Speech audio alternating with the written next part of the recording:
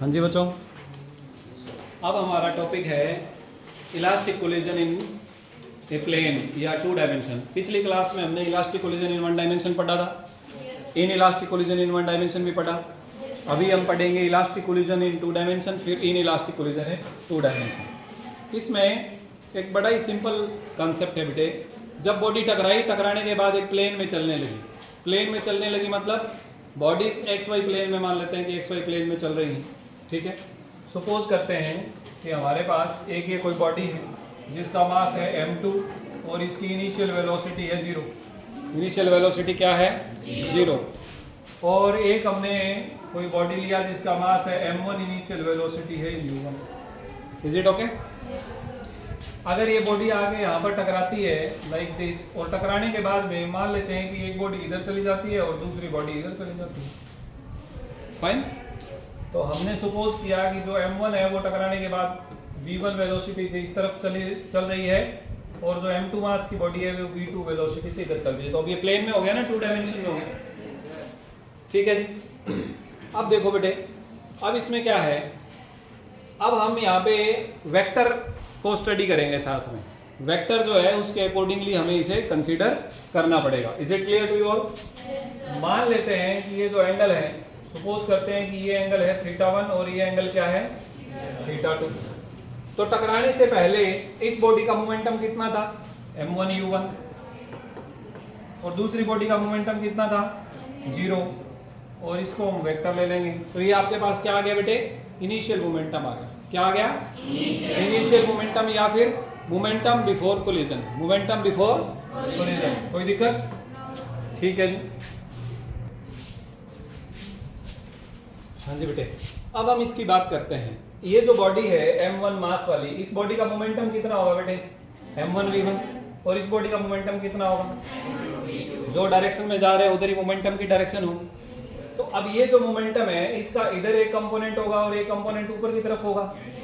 ये वाला कंपोनेंट कितना होगा बेटे? m1 v1 cos θ1। और ये वाला मोमेंटम कितना होगा?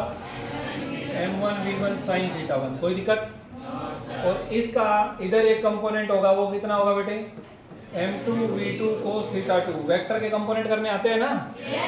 और इसका नीचे की तरफ कितना कंपोनेंट होगा बेटे? m2 v2 sin θ2। कोई दिक्कत किसी बच्चे को? ठीक है जी। तो अब हम क्या कर देंगे, कंजर्वेशन ऑफ लीनियर मोमेंटम की बात करते हैं। तो टकराने से पहले पहली बॉडी का मोमेंटम था m1 u1, हमने वेक्टर लगा दिया। वैसे इसे हमने x डायरेक्शन में ले रखा है। इसे हमने किस डायरेक्शन में ले रखा है? ये x ले लेते हैं, ये y ले लेते हैं। Is it okay? ठीक है जी। तो अगर ये x डायरेक्शन में है, चलो इट्स फाइन, हमने इसे सीधा वेक्टर लिख दिया। डायरेक्शन लिखनी है तो यहाँ i कैप लिख देंगे। और अब इसकी बात करते हैं। तो यहाँ पर x डायरेक्शन में दो मोमेंटम के कंपोनेंट है बेटे, ये दोनों x डायरेक्शन में हैं। तो हम लिखेंगे m1 v1 cos θ1 plus m2 v2 cos θ2। और ये दोनों की जो डायरेक्शन है वो x डायरेक्शन है, इसलिए i कैप। कोई दिक्कत किसी बच्चे को? प्लस ये है y डायरेक्शन में और ये है नेगेटिव y डायरेक्शन में, तो उसे पॉजिटिव में है तो पहले लिख लेते हैं m1 v1 sin θ1 माइनस, क्योंकि नेगेटिव डायरेक्शन में इसलिए माइनस m2 v2 sin θ2। और डायरेक्शन क्या लेनी है बेटे? j cap. डायरेक्शन क्या लेनी है? j cap. बोलो कोई दिक्कत किसी बच्चे को? No sir. अब क्योंकि ये हमने x डायरेक्शन में ले रखा है, वैसे ये जरूरी नहीं है कि x डायरेक्शन में हो। m1 u1 x डायरेक्शन में होना जरूरी नहीं है, तो हमने सपोज किया है। हम इसे ऐसे भी सपोज कर सकते हैं, 1 मिनट के लिए आप समझिए।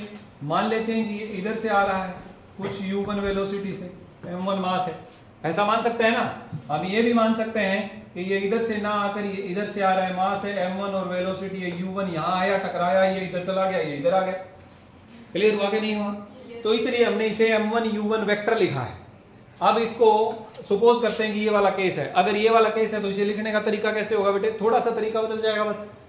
अगर ये कुछ एंगल थीटा बना रहा है तो ये इसका x कंपोनेंट हो जाएगा m1 u1 cos थीटा, और ये हो जाएगा बेटे m1 u1 sin थीटा। फिर यहाँ जो हमने ये लिख रखा है इसको किस तरीके से लिखेंगे हम? इसको हम ऐसे लिखेंगे m1 u1 cos theta i cap plus m1 u1 sin theta j cap. बोलो कोई दिक्कत? तो इसलिए मैंने इसको लिखने की बजाय क्या लिख दिया, इसे m1 u वेक्टर। और यहाँ पर ये जो है ये u वेक्टर की वैल्यू है।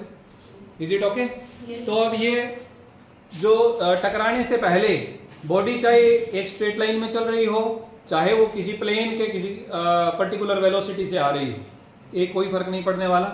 हमने क्या करना है, डायरेक्शन के हिसाब से वेक्टर के फॉर्म में लिख देना है। डायरेक्शन के हिसाब से वेक्टर के फॉर्म में लिख देना है। अब बात हो रही है इलास्टिक कोलिजन की। इलास्टिक कोलिजन है तो काइनेटिक एनर्जी क्या रहेगी बेटे? कंजर्व रहेगी।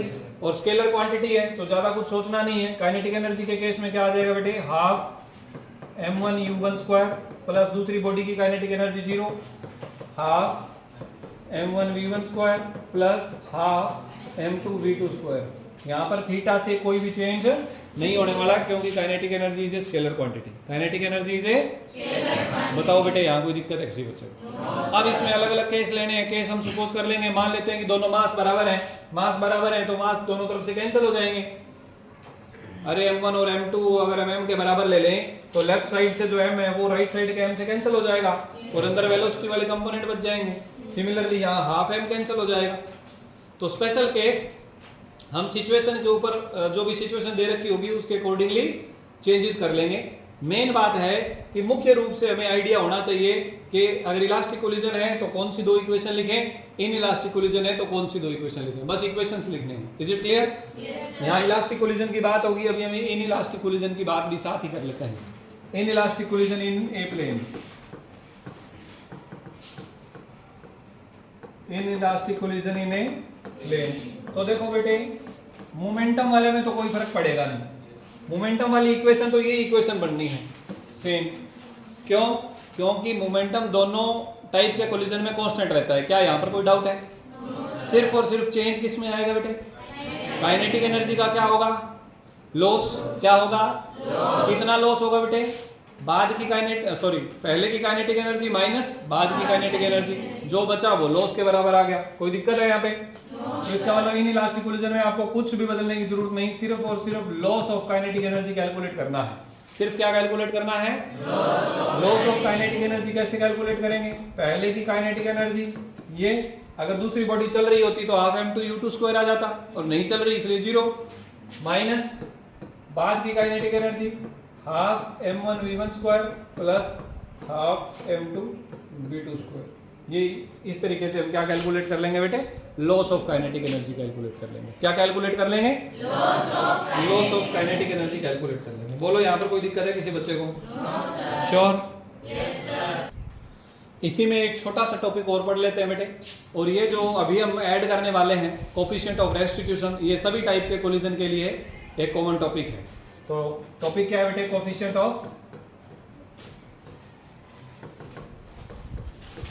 Of restitution. It is represented by E. It is represented by E. Coefficient of restitution क्या होता है? दो बॉडीज टकराने से पहले वो एक दूसरे की तरफ बढ़ रही थी, यानी वेलोसिटी ऑफ अप्रोच था। दोनों की रिलेटिव वेलोसिटी क्या शो करेगी? Velocity of approach. और टकराने के बाद में दोनों की रिलेटिव वेलोसिटी क्या शो करेगी? Velocity of separation. तो वेलोसिटी ऑफ सेपरेशन को अगर हम वेलोसिटी ऑफ अप्रोच से डिवाइड कर दें तो इस रेशो को हम कोफिशिएंट ऑफ रेस्टिट्यूशन बोलते हैं। ठीक है? It is the ratio of coefficient नहीं, velocity of separation to the velocity of approach. बोलो बेटे, यहाँ तक कोई दिक्कत है? यानी बड़ी सिंपल बात है। अगर हम वेलोसिटी ऑफ सेपरेशन की बात करें तो वो क्या होगी? v2 माइनस v1, और वेलोसिटी ऑफ अप्रोच की बात करें तो वो क्या होगी? u1 minus u2। यही तो था। सही है सर? अब ध्यान देना बेटे, कोफिशिएंट ऑफ रेस्टिट्यूशन क्या है पढ़ लिया हमने। क्यों है? Why it is necessary? क्योंकि कोफिशिएंट ऑफ रेस्टिट्यूशन हमें टाइप ऑफ कोलिजन की इंफॉर्मेशन बताता है। क्या बताता है? टाइप ऑफ कोलिजन की इंफॉर्मेशन।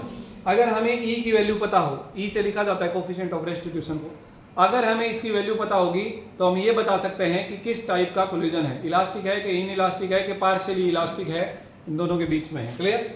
जैसे कि मान लेते हैं if v2 minus v1 is equal to u1 minus u2। हाँ या ना? ये कब होता है बेटे? वेलोसिटी ऑफ सेपरेशन और वेलोसिटी ऑफ अप्रोच बराबर कब होते हैं? इलास्टिक कोलिजन में, किस टाइप के कोलिजन में, या परफेक्टली इलास्टिक भी कह सकते हैं। तो इलास्टिक कोलिजन में वेलोसिटी ऑफ सेपरेशन और वेलोसिटी ऑफ अप्रोच बराबर होते हैं। अगर बराबर होते हैं तो ये दोनों एक दूसरे से कैंसिल होके ई की वैल्यू क्या आ जाएगी बेटे, ई की वैल्यू क्या आ जाएगी, इससे हमें ये पता चलता है कि इलास्टिक कोलिजन में ई की वैल्यू क्या होती है, 1 होती है। इलास्टिक कोलिजन में ई की वैल्यू क्या होती है बेटे, बोलो कोई दिक्कत है किसी बच्चे को, ठीक है जी, फाइन। आगे बढ़ते हैं। E इज इक्वल टू, हमने अभी लिखा V2 minus V1 divided by U1 minus U2 if, अगर E की वैल्यू क्या हो जाए, 0 हो जाए। E की वैल्यू क्या हो जाए बेटे, E की वैल्यू 0 कब होगी वो सोचिए जरा। E की वैल्यू 0 तब होगी जब V2 माइनस V1 0 होगा। और V2 माइनस V1 0 कब होगा बेटे, जब V2 और V1 दोनों बराबर होंगे। और V2 और V1 दोनों बराबर तब होंगे जब वो दोनों चिपक जाएंगे, यानी perfectly in elastic collision, perfectly. तो इससे हमें ये पता चलता है कि collision is perfectly in elastic, collision is perfectly in elastic. तो E की जो वैल्यू है बेटे वो हमें बताती है कि टाइप ऑफ कोलिजन कैसा है। अगर E की वैल्यू 0 है तो परफेक्टली इन इलास्टिक कोलिजन है, और अगर E की वैल्यू 1 है तो परफेक्टली इलास्टिक कोलिजन है। और अगर E की वैल्यू 0 और 1 के बीच में है, जो कि ज़्यादातर होती है, इसका मतलब जो कोलिजन है वो दोनों के बीच में, यानी पार्शियली इलास्टिक कह सकते हैं या पार्शियली इन इलास्टिक कह सकते हैं। That will depend upon the value of E। अब जैसे 0 वाला जो आंसर है वो इन इलास्टिक कोलिजन बता रहा है, इसका मतलब 0 के नज़दीक की जो वैल्यूज होंगी तो वो भी इन इलास्टिक कोलिजन की तरफ होंगी ना। सिमिलरली 1 जो वैल्यू है वो परफेक्टली इलास्टिक बता रहा है, इसका मतलब 1 के नज़दीक की जो वैल्यू होंगी इलास्टिक कोलिजन की तरफ होंगी। तो डिपेंडिंग अपॉन दिस वैल्यू आप ये कह सकते हैं कि type of collision partially elastic है या पार्शियली इन इलास्टिक है। वैसे दोनों ही वर्ड ठीक है। Is it clear, any doubt to anybody? तो बेटे ये सब कुछ हमने पढ़ा आज सुबह से कोलिजन के बारे में। कोलिजन में 2 टाइप पढ़े, इलास्टिक और इन इलास्टिक, और फिर उन दोनों को 1 डायमेंशन में भी पढ़ा और 2 डायमेंशन में भी पढ़ा। कोई दिक्कत है किसी बच्चे को? आपने सिर्फ क्या करना है, जो क्वांटिटी वेक्टर है उसे डायरेक्शन के साथ में ट्रीट करना है, जोड़ना है तो डायरेक्शन के साथ जोड़ना है, वेक्टर के लॉज लगा के जोड़ना है, और जो चीज़ें स्केलर है जैसे काइनेटिक एनर्जी उसे सीधा ही जोड़ देना है। कौन कंजर्व है कौन कंजर्व नहीं है ये ध्यान रखना है।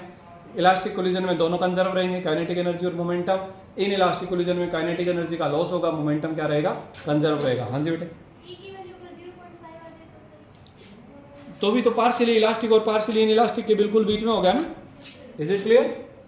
इससे हम ये बता सकते हैं, जैसे मान लीजिए आप E की वैल्यू को 0.5 कह रहे हो, तो 0.5 का मतलब हो गया बेटे 1/2। तो हम कहेंगे 1/2 is equal to V2 minus V1 divided by U1 minus U2। यहाँ से हम एक डिफरेंट टाइप की इंफॉर्मेशन कैसे निकाल सकते हैं, वो ये है कि U1 माइनस U2 बराबर 2 इंटू V2 माइनस V1। इसका मतलब ये हुआ कि जो वेलोसिटी ऑफ अप्रोच है वो सेपरेशन के कंपैरेटिव डबल है, सेपरेशन के कंपैरेटिव डबल है। कहने का मतलब ये, जैसे हमने सुबह वाली क्लास में 12 और 10 का एग्जांपल लिया, एक बॉडी 12 मीटर पर सेकंड से चल रही है, दूसरी 10 मीटर पर सेकंड से चल रही है, तो वेलोसिटी ऑफ अप्रोच कितना है, 2 मीटर पर सेकंड। अगर जो बॉडीज टकराएंगी उनका कोफिशिएंट ऑफ रेस्टिट्यूशन 1/2 है, यानी 0.5 है। इसका मतलब टकराने के बाद में वो 1 मीटर पर सेकंड से अलग अलग होंगी। यहाँ से इस प्रकार की इंफॉर्मेशन हम निकाल सकते हैं। अगर आपको ई की वैल्यूज दे रखी हैं तो आप ये बता सकते हैं, कोई एक एग्जांपल दे दिया आपको कि भाई पहली बॉडी 12 मीटर पर सेकंड से चल रही है, दूसरी 10 मीटर पर सेकंड से चल रही है, कोफिशिएंट ऑफ रेस्टिट्यूशन इतना है, बताइए वेलोसिटी ऑफ सेपरेशन कितना होगा। तो इस प्रकार के न्यूमेरिकल हम यहाँ से सोल्व कर सकते हैं। क्लियर हुआ कि नहीं हुआ? यानी 2 मीटर पर सेकंड से अगर वेलोसिटी अप्रोच कर रही हैं दोनों बॉडी एक दूसरे को, रिलेटिव अप्रोच हो गया, तो 1 मीटर पर सेकंड से सेपरेट होंगी टकराने के बाद में। क्लियर हुआ कि नहीं हुआ? और अगर इसकी वैल्यू 1 है तो जितने से अप्रोच कर रहे हैं उतने से ही सेपरेट होंगे, और अगर ई की वैल्यू 0 है तो अप्रोच तो कर रहे हैं लेकिन सेपरेट होंगे ही नहीं, साथ में चिपक जाएंगे और एक ही वेलोसिटी से चलने लगेंगे। साथ में चिपक कर जब एक ही वेलोसिटी से चलने लगते हैं उसके भी कई केस आ जाते हैं। उसके कौन कौन से केस आते हैं बेटे? बड़ी सिंपल बात है, देखो टकराने से पहले हम क्या बोलेंगे, m1u1 प्लस m2u2, ये क्या हो गया, टोटल मोमेंटम, हाँ या ना? और टकराने के बाद में m1 प्लस m2 क्योंकि एक साथ चिपक गए और एक ही वेलोसिटी से चलेंगे तो हम यहाँ पर सिर्फ v लगाएंगे। सिर्फ क्या लगाएंगे बेटे? ओनली v लगाएंगे। तो यहाँ पर v निकाल लेंगे हम, तो v बराबर क्या आ जाएगा बेटे? v का फार्मूला आ गया हमारे पास m1u1 plus m2u2 divided by m1 plus m2। ये क्या है? Velocity of the two objects after perfectly in elastic collision. Velocity of two objects after perfectly in elastic collision. समझ आया? हाँ जी बेटे बोलो, आपको कोलिजन से रिलेटेड अभी कोई डाउट है? ये टॉपिक क्या था हमारा? परफेक्टली इन इलास्टिक कोलिजन में टकराने के बाद बॉडीज किस वेलोसिटी से चलेंगी, ये एक इंपॉर्टेंट फार्मूला है। m1u1 plus m2u2 divided by m1 plus. कोई दिक्कत है किसी बच्चे को? ठीक है, आज की इस क्लास को यहीं खत्म करते हैं।